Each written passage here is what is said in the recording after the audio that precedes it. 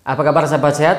Saya harap semuanya sehat tanpa kurang suatu apapun. Jumpa lagi dengan saya Ridwan di channel Solusi Sehat Tanpa Obat.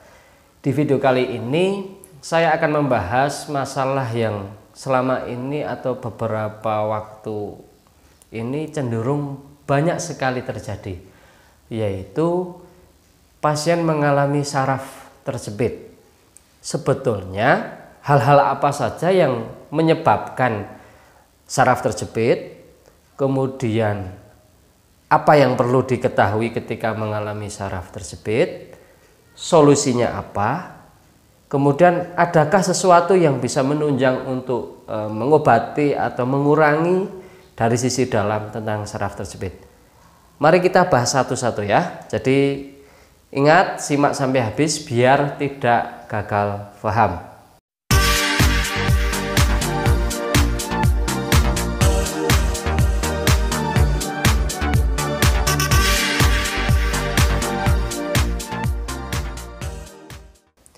Sahabat, saraf terjepit itu bisa terjadi ada beberapa faktor, di antaranya karena mengangkat beban yang terlalu berat sedangkan kuda-kuda kaki atau posisi kaki tidak benar, atau mengangkat beban dipaksakan yang di luar batas kemampuannya, atau pernah mengalami kecelakaan, baik itu terpleset, masuk lubang kaki ya, terprosok, atau bahkan kecelakaan sepeda motor atau mobil.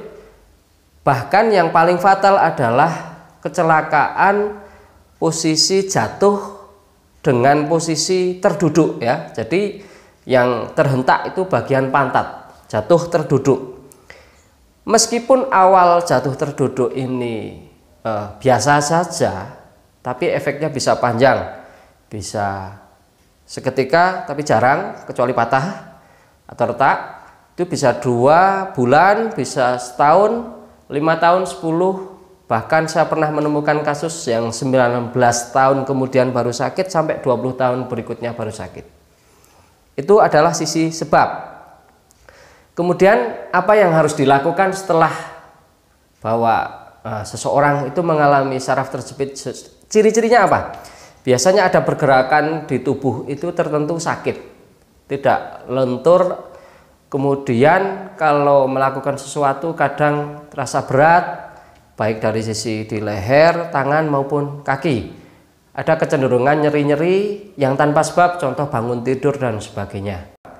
Ada yang susah BAB, ada yang BAB-nya sakit, ada yang sering BAB, ada yang diare, ada yang macam-macam, ada yang mual, ada yang begah. Jadi reaksinya bermacam-macam. Ada yang kesemutan, kebas, ada yang pergerakan nyeri, ada yang pusing, macam-macam. Ya, jadi setelah tahu, kemudian apa yang harus dilakukan? Tentu saja kita harus tahu saraf terjepitnya itu di posisi mana, bagian mana. Kadang ada beberapa yang melakukan ronsen, USG, bahkan MRI.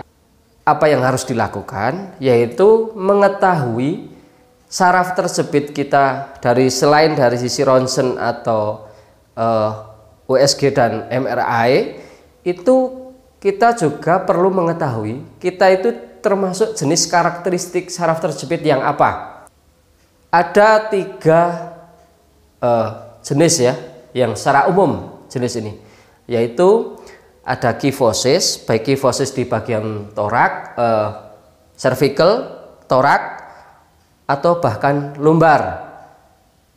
Ada juga yang lordosis, ada skoliosis kifosis, skoliosis lordosis. Saya pernah bahas di video yang dulu. Nah, kenapa ini harus tahu agar tidak salah treatment? Bagaimana cara mengetahuinya? Kita harus tahu dari jenis karakteristiknya. Sahabat bisa lihat gambar ini. Oke, sekarang solusinya apa? Solusinya dengan treatment. Ada yang melakukan renang, betul. Ada yang melakukan fisioterapi, betul. Ada yang melakukan senam, betul. Tapi harus tahu lebih dulu Karena treatment orang yang saraf terjepit skoliyosis dengan kifosis dan lordosis tidaklah sama. Jangan dipukul sama rata. Oke, mau treatmentnya apa? Mau totok punggung, mau Yamatera, mau PAZ, mau kiropraktik, mau apapun, silakan. Tidak harus akupressure. Tapi pahami dulu karakteristiknya ini apa, mau diapakan, normalnya apa, sehingga kalau tahu kan enak ya. Jadi salah satu solusi terbaik untuk mencari pengobatan adalah tahu apa itu penyakit, sebab kondisi yang sebenarnya, sehingga solusinya akan lebih mudah untuk ditemukan karena sudah jelas. Makanya di ilmu kedokteran harus dibuat diagnosa, kemudian dicek lebih dalam agar tidak salah dalam penanganan. Sama dalam terapi sebetulnya juga sama. Mau sakit apapun, apalagi khususnya saraf terjepit, itu kita harus mengerti betul secara anatomi tulang. Biasanya ada yang bergeser, ototnya ada yang tertarik, sarafnya kejang dan sebagainya. Kemudian apa yang harus dilakukan? Sebetulnya apakah ada obat-obatan atau apa? Sebetulnya hampir tidak ada. Karena kalau dari sisi medis itu pun harus dioperasi. Namun kalau dari sisi terapi kan bisa dengan berbagai macam terapi. Lantas langkah apa yang harus dilakukan setelah mengetahui karakteristik orang saraf terjepit itu apa dan apa yang dilakukan? Kadang kita perlu mengkonsumsi nutrisi yang khusus yang untuk sumsum tulang belakang, karena itu akan membantu dari sisi dalam. Susu itu apa? Sahabat, yang saya rekomendasikan adalah ini susu Nadifit Colostrum. Kenapa? Ada alasannya. Saya pernah nangani pasien yang mengalami saraf terjepit sudah 17 tahun dan saya sarankan untuk meminum susu ini. Alhamdulillah perkembangannya cepat dan alhamdulillah sekarang sudah tidak lanjut terapi karena insya Allah sudah sembuh. Padahal 17 tahun mengalami saraf terjepit. Dia sudah kemana-mana dan belum dikasih kesembuhan. Pertama, kenapa itu alasan pertama ya. Kemudian alasan kedua, kenapa kok susu? Karena secara umum susu ini kandungannya sangat lengkap. Dari sisi kandungan adalah multivitamin ya, kemudian kalsium, zat besi, kalium, fosfor, zinc, magnesium, biotin, selenium, dan kandungannya khusus yaitu kandungan imunoglobulin G ya. Mohon maaf kalau salah pembacaan, tapi yang saya baca itu. Ini kandungannya 150 mg. Ini isinya satu dos, ada 20 saset, per saset adalah 16 gram. Seperti ini. Susunya seperti ini ya, sahabat. Jadi ini isinya sasetan seperti ini kecil, cukup menarik karena sudah takarannya sudah pas. Jadi kita tinggal tuang di air yang hangat untuk 1 gelas. Sisi lain, kenapa susu ini? Ini susu kualitasnya sangat bagus karena untuk bagian pakannya itu memang berbeda, bukan dengan pakan yang umum, sehingga dihasilkan produk susu yang sangat bagus.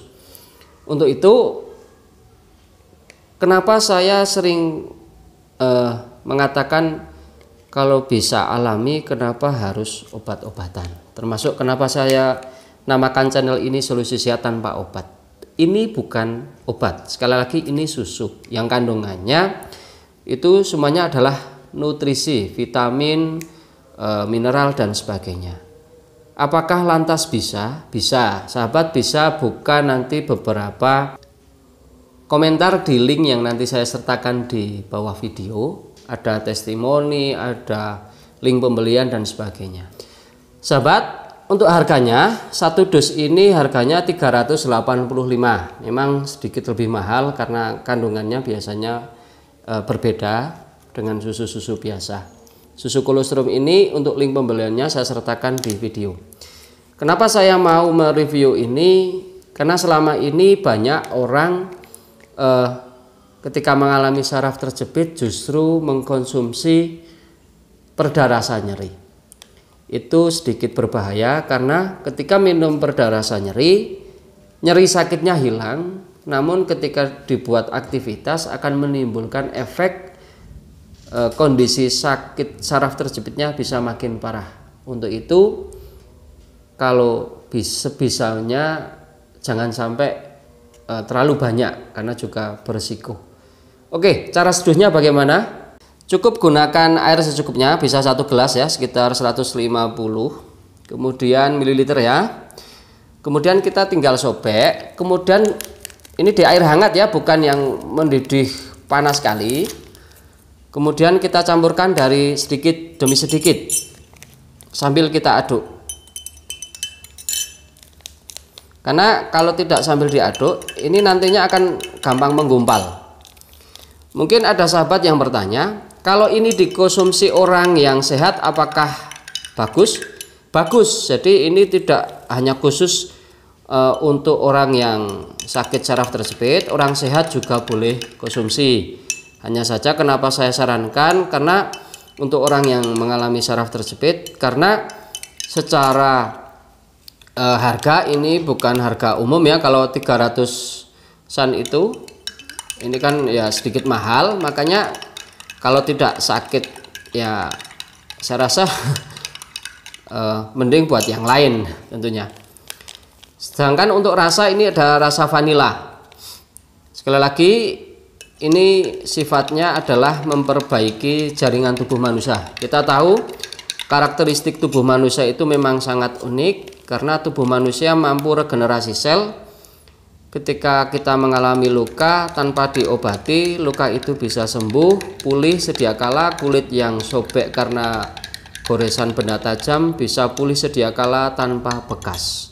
Begitu juga manusia ketika mengalami sakit, dari sisi dalam sebetulnya ada perbaikan. Makanya solusinya itu yang terpenting adalah tidak salah treatment. Kemudian dari sisi terapi kita juga harus memahami kita itu mengalami sakit apa yang harus dilakukan. Karena kalau tidak resikonya salah treatment. Banyak pasien saya yang sudah diterapi kemana-mana, kadang tidak mengalami kesembuhan, malah kondisinya makin sakit. Karena yaitu tadi persoalan tidak memahami karakter tulang tubuh manusia, sehingga treatmentnya antara kifosis dan lordosis disamakan padahal berbeda, sehingga efeknya tubuhnya makin sakit, bahkan ada yang bengkok, ada yang setelah ditreatment paginya tidak bisa jalan dan sebagainya. Karena orang sakit tentu berharap kesembuhan, tapi setelah ditreatment, diterapi, kalau bukan mengalami kesembuhan tapi malah makin sakit, tentunya tidak mau.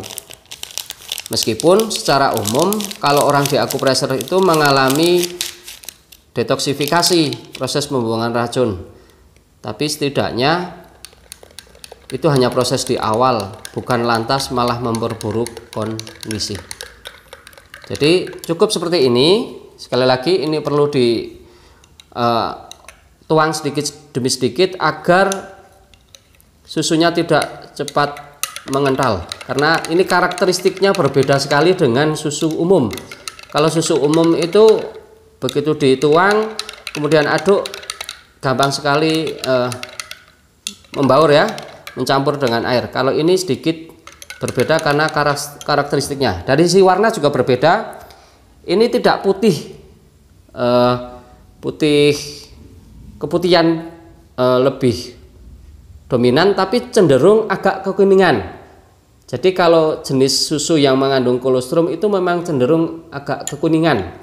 Jadi yang kalau ada produk-produk lain yang katanya kolostrum tapi warnanya putih sekali, berarti kandung kolostrumnya tidak tinggi. Tapi kalau malah cenderung kekuningan tapi alami, itu berarti betul. Sekiranya ini saja yang perlu saya sampaikan pada sahabat sehat. Oke, kita minum. Bismillah. Ini rasanya vanila dan kalau menurut saya ini tidak bikin mual ya. Sekali lagi link pembelian saya sertakan di deskripsi beserta nomor WhatsApp, dan orang yang menjual produk ini dulu juga ayahnya mengalami saraf terjepit, alhamdulillah sembuh. Semoga video ini bermanfaat. Sampai jumpa lagi, atau silahkan komen tentang saraf terjepit bagi sahabat sehat yang mungkin dari apa yang saya sampaikan masih belum bisa dipahami. Terima kasih.